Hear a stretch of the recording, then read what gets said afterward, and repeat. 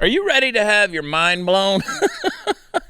Here's a little nugget of wisdom for you. When you ignore a problem, contrary to popular thinking, it usually doesn't go away. I want you to cast your memory back a ways and remember a little town in Washington state called Seattle.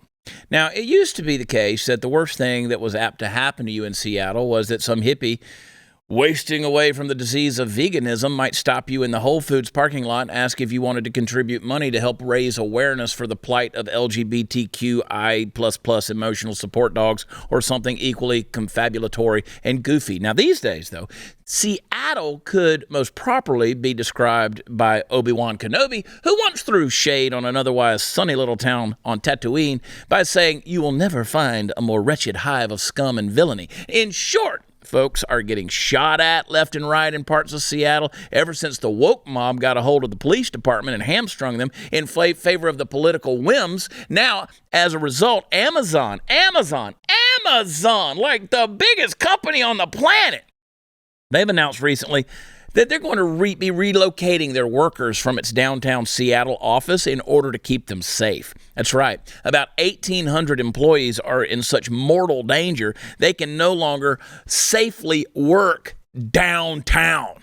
Now, the good news is if you've got to have a company do this. They got to do this sort of thing. Amazon's the one you want to go with, right? I have no doubt that even as we speak, local employees are being taped into cardboard boxes, hopefully with some air holes punched in at the top and just shipping them wherever. That way they walk through the valley of the shadow of death. Amazon will deliver them next day from evil. And I guess the last person to tape someone else into a box, well, that poor bastard's got to stay behind and guard the fort. Folks, this is silly. But it's also not silly at all. Listen, the violent crime statistics in the city of Seattle and in cities all over the country, they've been spiking ever since the Derek Chauvin, pulled the Colin Kaepernick on George Floyd's neck. And if you think that reference was old, it's not. Things in the news cycle just move that quickly. Seattle Mayor Bruce Harrell's office put out a statement about this, which I think actually sums up the problem more than it sums up the solution. They said, while it will take time to reverse long-standing safety issues, Mayor Harrell's early efforts are critical first steps to address crime and improve safety through dedicated SPD officers, a mobile SPD precinct, and additional environmental changes.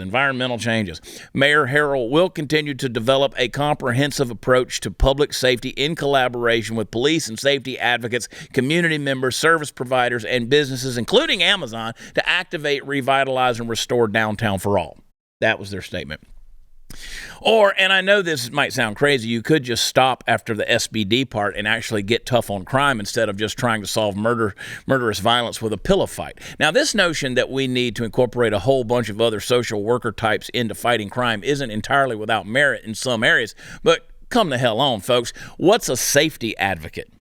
I mean, what do we got? OSHA inspectors out there trying to stop bullets? Actually, on second thought, that might not be a bad idea. Sort of kill two birds with one stone, if you know what I mean. Listen, Seattle, clean up your damn streets. Get your people back to starving to death on the steady diet of tofu and not getting shot out in the avenue. And Amazon, hey, I get it. Good help is hard to find, and I'd totally box up Chris and ship him to another location if the stuff started going down in this one. But this is what we got, Chris. This is what we got. You're creating war zones in America. That's what's happening. And, well, it was a good run, America. It was a good run. I mean, yeah, it's time for a booster shot. I'm going to drink it straight out of the bottle at this point. Oh, gosh. Thank God for Jeff Rosenblum sending me whiskey. Oh, and that's how my day starts right there.